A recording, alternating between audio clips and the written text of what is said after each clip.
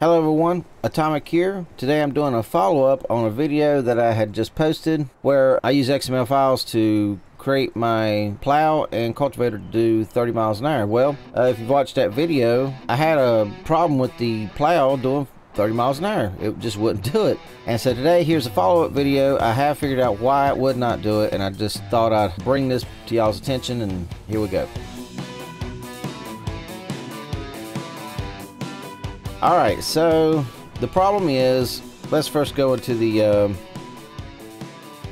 menu here. I call it a menu. Let's look at the plow, and I'm just going to show you. Okay, so it says it'll do 35 miles an hour, and that says it'll do 30.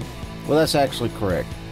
The problem was, if you'll look down here at the bottom, when I'm on the cultivator, there is no repair button, but when I'm on the plow, the repair button pops up. Well, the repair button was the problem, and so I'm going to show you guys.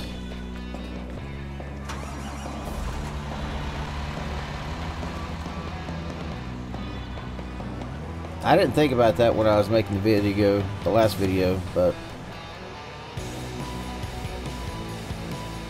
okay, so normally on equipment that needs to be repaired, you'll see, like say if it does 6 miles an hour, you might see it drop to 5 miles an hour, in worst case scenario maybe 4 miles an hour, but it's kind of sporadic.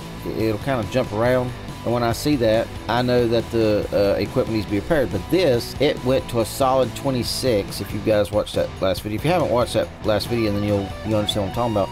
It went to a solid 26.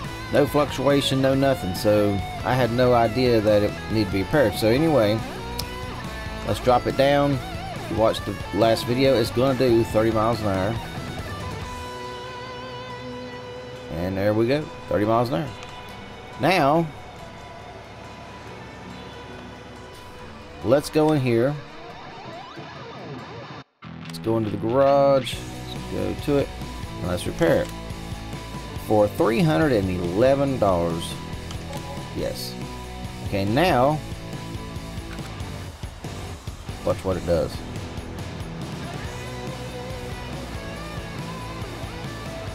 35 miles an hour. Look at that. Okay, so now that we have figured out what the problem is, let's go ahead and change that back in the XML files, and then we can go ahead. So I've got it at 57 right here. Let's put that back to 49. On a side note, I mean, technically you could have left that to 57, and if you wanted to not repair anything anymore, I guess you could just move them all up to where you wanted to do the spin limit you wanted to after the effect took in. I don't know if you wanted to play like that. I don't mind repairing stuff, so I'm gonna put that back down to 49. All right, let's test it out. You ever notice I do this and jump? I'm used to playing other games, and I hit the button that would make the other games run faster. Okay, let's make sure it'll still do 30. I know it will.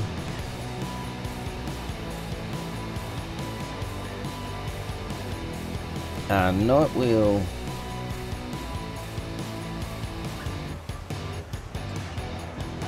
All right, the big 3-0 coming up. Uh-oh. Oh, wait a minute. I bet it's still, I gotta go back in here and, I didn't save the game when I fixed it. Yeah, it still needs to be repaired. Alright.